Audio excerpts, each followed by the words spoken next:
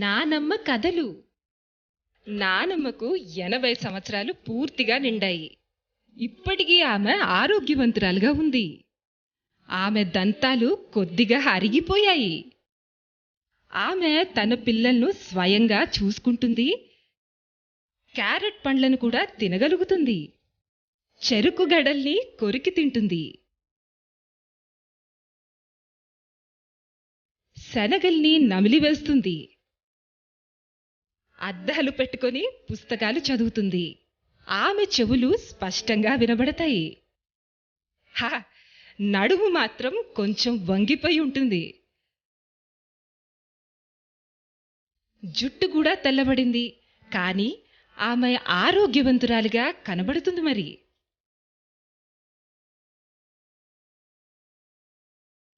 నానమ్మ ప్రతిరోజు ఉదయం సాయంత్రం వేళలో మందిరానికి వెళ్తుంది. వర్షాకాలమైనా ఎండాకాలమైనా క్రమం తప్పకుండా మందిరానికి వెళ్తుంది. తనతో పాటు నన్ను కూడా మందిరానికి తీసుకువెడుతుంది. నానమ్మకు భజన కీర్తనలు చాలా వస్తాయి. ఆమె కంఠం కూడా మధురంగా ఉంటుంది. ఆమె చక్కగా భజనలు చేస్తుంది. నానమ్మను ఇంట్లో అందరం గౌరవిస్తాము. వీధిలో వస్తూ పోయేవాళ్ళు అమ్మా బాగున్నారా అని పలకరిస్తారు. అందుకు నానమ్మ సుఖంగా ఉండు అని దీవిస్తుంది. నానమ్మకు చాలా కథలు గుర్తున్నాయి. మాకు ఆమె రామాయణం, మహాభారతం ఇంకా చాలా కథలు చెప్తూ ఉండేది.